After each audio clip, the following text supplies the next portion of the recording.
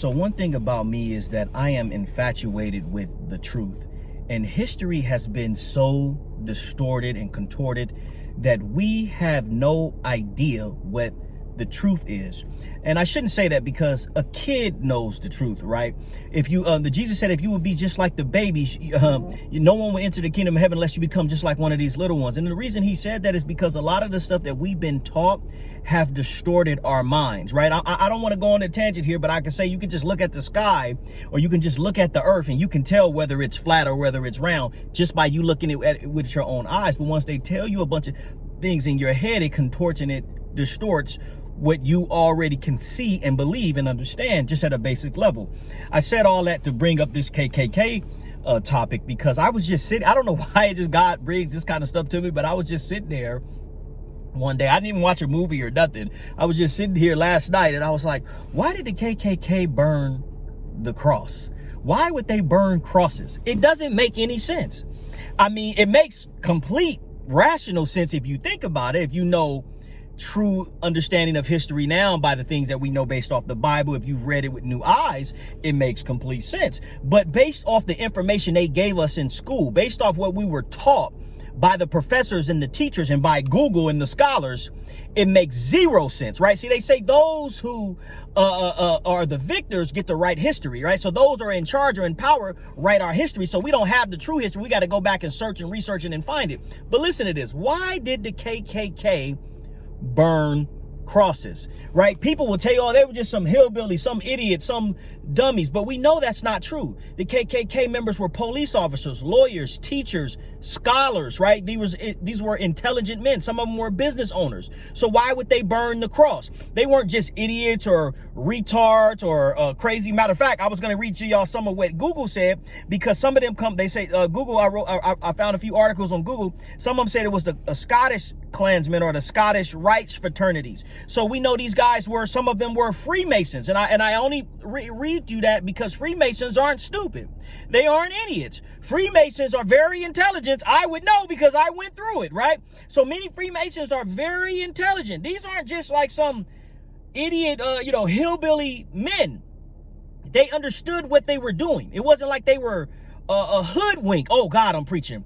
They understood completely what they were doing when they burned the cross. So check this out. This is an organization that's entire premise, Ku Klux Klan, KKK, is to kill and exterminate black people. They hate black people. Yet they would hang a black man from a tree, and right next to him, they would put a cross. This is an intelligent organization. Freemasons read the Bible. They know the Bible. They know the secrets of the Bible. They understand it clearly, right? They're not like, oh my God, I don't know what's going on. I'm not talking about like a Freemason down here. I'm mostly only talking about the white Freemasons, not the black Prince Hall ones. I'm talking about the white ones. The white ones completely understand what's going on. Some of the black ones have no idea, right? Listen to this. I want y'all to understand this, right? So the Freemasons are intelligent.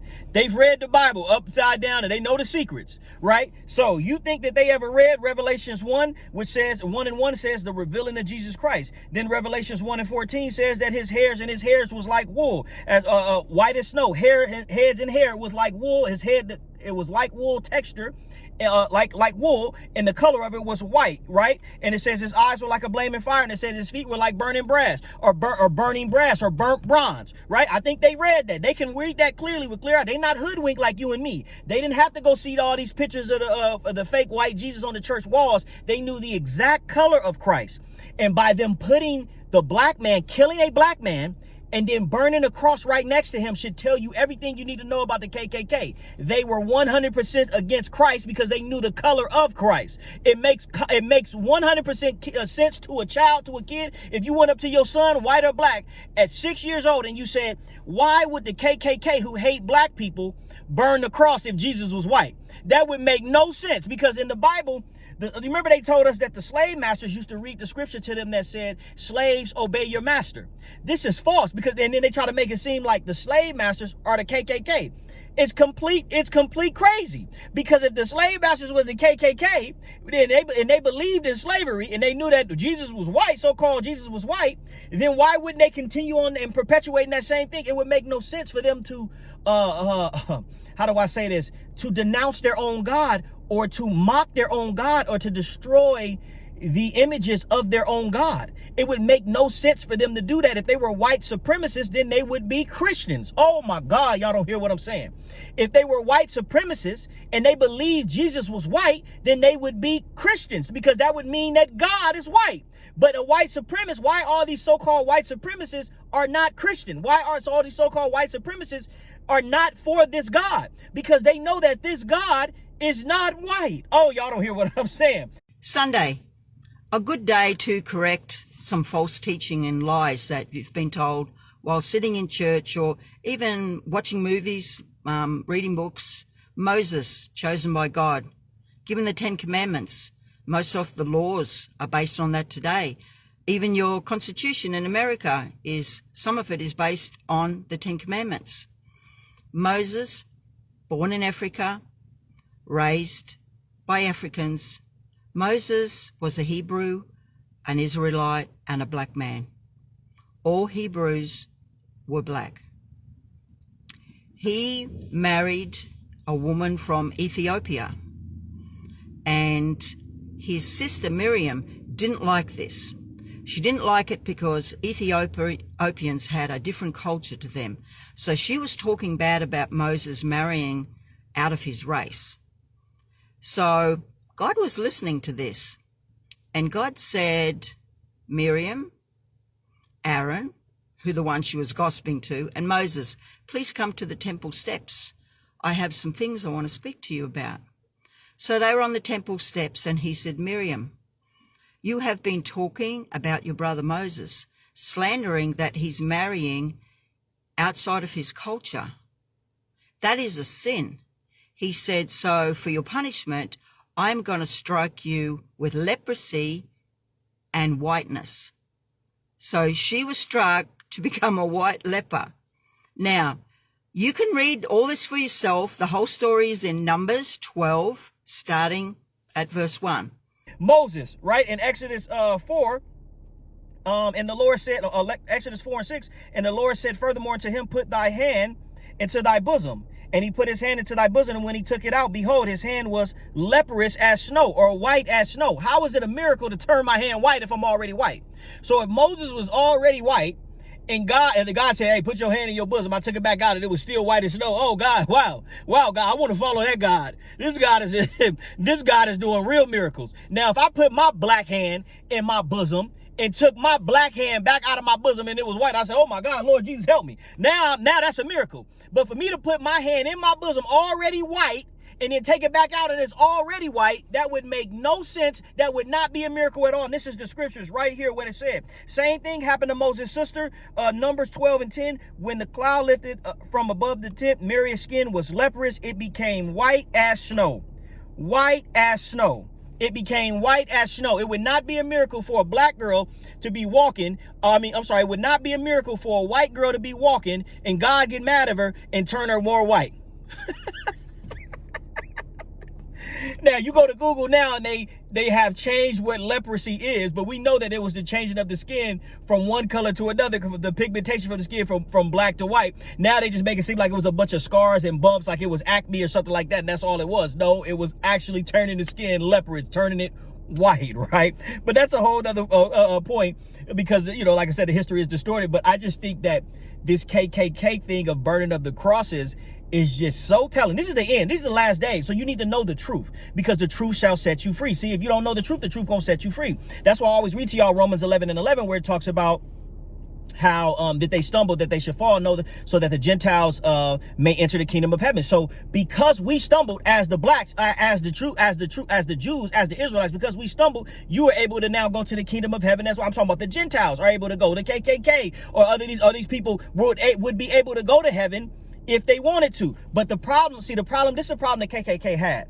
When they was burning the cross and they was hanging us on the ropes. See, the KKK was intelligent. They knew that Christ was supposed to come back and save these people.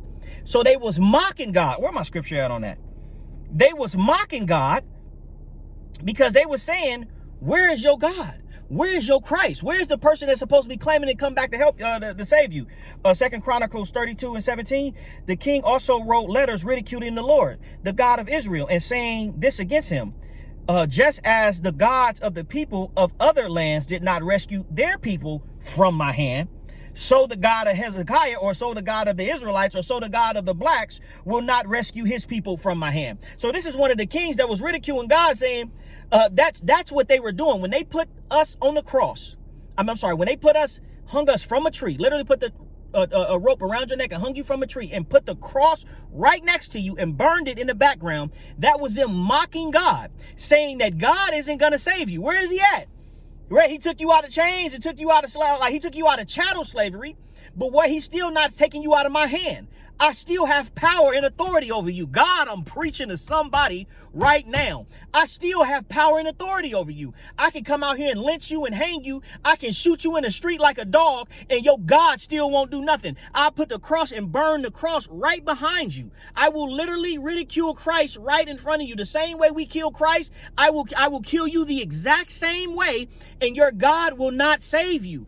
Otherwise, why would the people who hate black people burn the cross if Jesus was white? That would make no sense.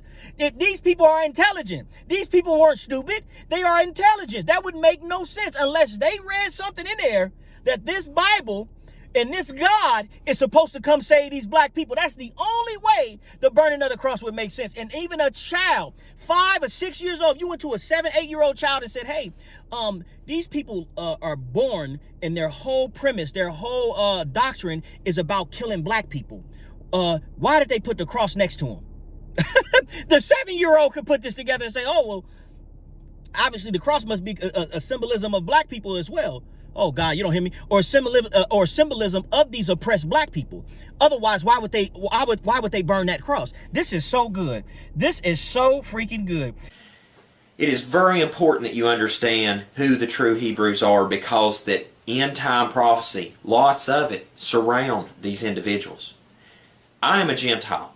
I know exactly who I am, but it seems to be the one group of people in the world that have been, by the rest of the world, tried to be dumbed down to the fact or completely erase their history from history, is the African American people, so-called, that are scattered throughout the nations. Now, please understand that not every single black person is a true Hebrew, but it is those that are under the curse of Deuteronomy 28. Check this out, Luke 21 and 24. They will fall by the sword and will be taken as prisoners into all nations, into some nations, just into Germany.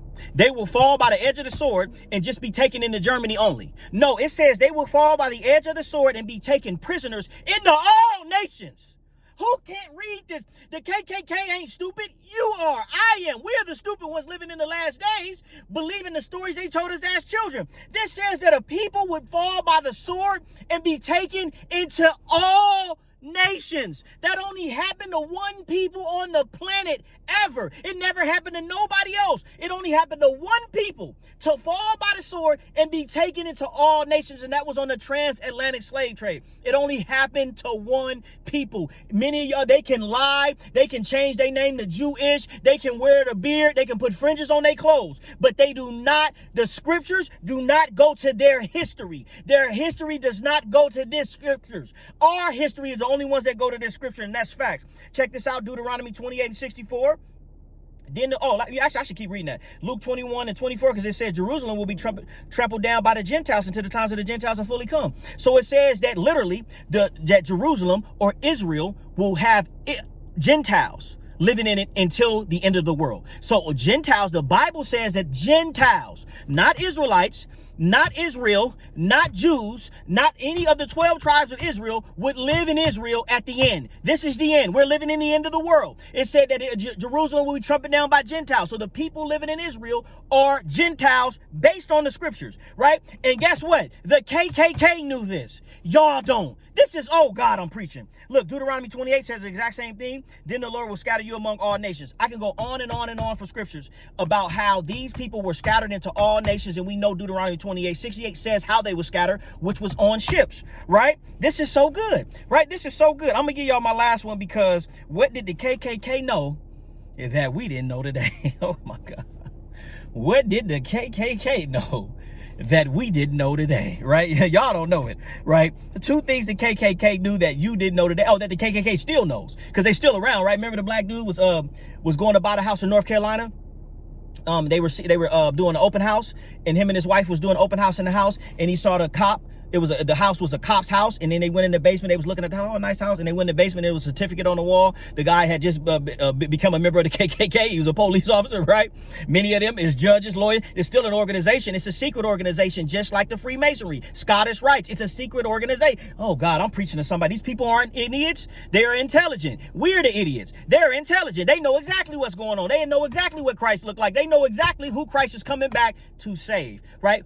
And don't get it twisted. Christ died for the sins of the whole world, but he coming back to save a particular people who are in oppression. That's why he said the poor will become rich. The weak, meaning the people who don't have no power, no military might, will become strong. Right? Listen to this though. Genesis. First, check this out. Joel 3:1. In those days, and at that time, when I restore the fortunes of Judah and Jerusalem, I will gather all nations and bring them down to the valley of Jehoshaphat. Listen to this. There I will put them on trial. This is what God said. The reason the end of the world. The reason all the doomsday destruction, the reason all the Armageddon, everything is prophesied to happen, he said this is happening for one reason. Listen to why he says happen. There I will put them on trial for what they did to my inheritance Israel, means my bloodline Israel, my people Israel, because they scattered my people among the nations, all the nations. They scattered my people in Germany only. They scattered my people voluntarily went to Germany. My people voluntarily went to America. My people voluntarily went somewhere. No, he said they scattered, meaning the nation scattered them among all nations. That's why this is happening. Check this out. Genesis 15:13, which is my favorite verse, which is we are seeing, oh God, Lord, thank you, which we are seeing come to pass in our very eyes right now. Then the Lord said to him, know for certain for 400 years your descendants will be strangers in a country that is not their own, and that they will be enslaved and mistreated there. I'm reading the NIV version because I wanted y'all to see enslaved and mistreated there for 400 years. So for 400 years, they would be enslaved, oppressed, and mistreated. Y'all don't hear what I'm saying. Systematic racism. They're the poor. We're the poorest amongst the society. We're the employees. That's why I said you would serve them. You're the employees in the society, not the employers, not the business owners. You're the employees. You don't own no water rights. You don't own no housing rights, no land rights. You don't own, y'all don't hear what I'm saying, no textile companies. You don't own nothing, right? You will be enslaved and mistreated there. Listen to this. But I will punish the nation they serve as slaves. I will punish the nation. Go look up the synonym for slave. You can't find it on Google no more. But the synonym for a slave is a servant, and the synonym for a servant is an employee. If you go look at it, America right now, or any Western society culture, go in that nation and find who are the employees in that nation. Go in that nation. I'm talking about on average. At a population on average, who is serving who? Go do it. It's not hard. The scriptures will not lie. They've been correct forever. You know what? I was gonna read the Maccabees for y'all to show y'all something to prove how accurate the scriptures was, because the scriptures tell how long Alexander the Great was in power, and you can Google the same thing and find it, so you can see that the scriptures have been 100% accurate.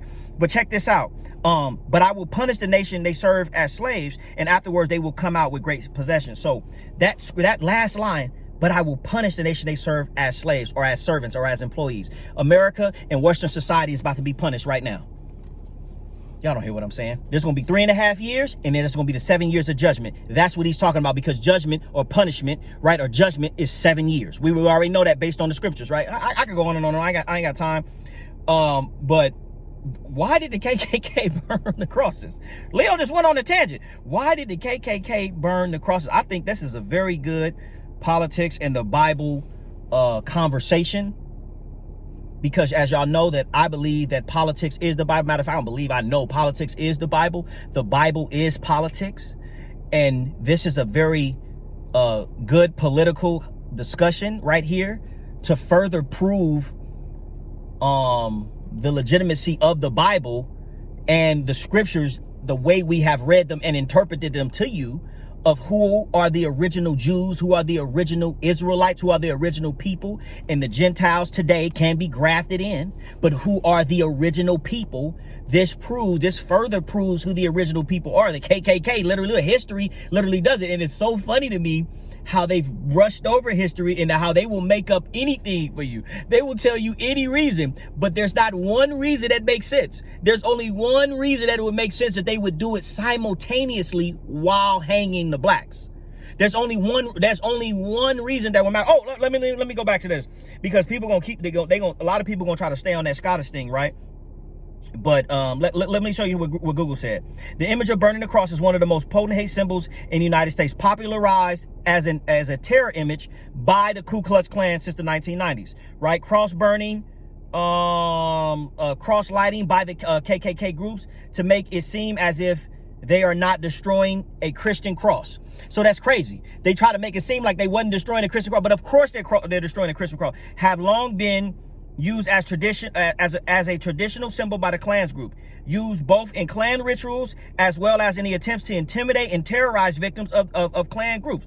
Why would you want to intimidate and terrorize? How does it intimidate and terrorize a black person by you burning a white cross of a white God? But it can only intimidate and terrorize me if, oh God, if this God is supposed to come save me and help me. How can it? If you burn Buddha, if you came in my house and hung me and hung me next to Buddha and said, I'm gonna burn this Buddha, I'm gonna break Buddha, that would be destroying my God or mocking my God right in front of me. If I had Buddha all in my house, I'm gonna destroy this Buddha, I'm gonna burn this Buddha, or I'm gonna destroy this Muhammad, I'm gonna burn this Muhammad right next to him and take pictures and videos of it and put it right, where your God at, where your God at, and dancing all around it and walking all around it and dancing all around. That would be you be saying that was my God and he can't save me from your hand of what you're doing to me, right? But listen to this. I just wanted to get to this one part because this is the part that makes the most sense, the biggest part. Listen to this. The symbol of burning the cross has also transcended the borders of the United States, as tattoo images of Klansmen standing in front of burning crosses are not uncommon among Europeans and other white supremacists. Okay? So this is a white supremacist thing worldwide now, that we're going to burn a cross. So these people supposed to be Christians, but they're not, because they're not Christians. You never heard of a white supremacist saying he's a Christian, because I'm not talking about these idiots, that live in America, some of the people that live in America. I'm talking about the ones that are in the Klan, the actual real white supremacists, not the ones they put on Fox News or CNN and claim they white supremacists. These people they lying. I'm talking about the real white supremacists. You never heard a real white supremacist saying he's a Christian, because he knows who Christ is, what Christ looks like, and what Christ is about, right? And that's point blank, period. Right? And he knows, in the end, he knows these scriptures, who Christ's supposed to be coming to save. Right? Oh, God, I'm preaching to somebody right now. Why did the KKK burn crosses? And what did the KKK know that we didn't know?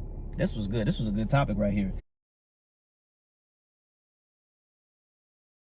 Hey, guys, thanks for watching. Thanks for listening. If you haven't already, please go subscribe to my new exclusive content page at leodunsonministries.com. You can also go to leodunson.com and hit the subscribe button. But that's leodunsonministries.com.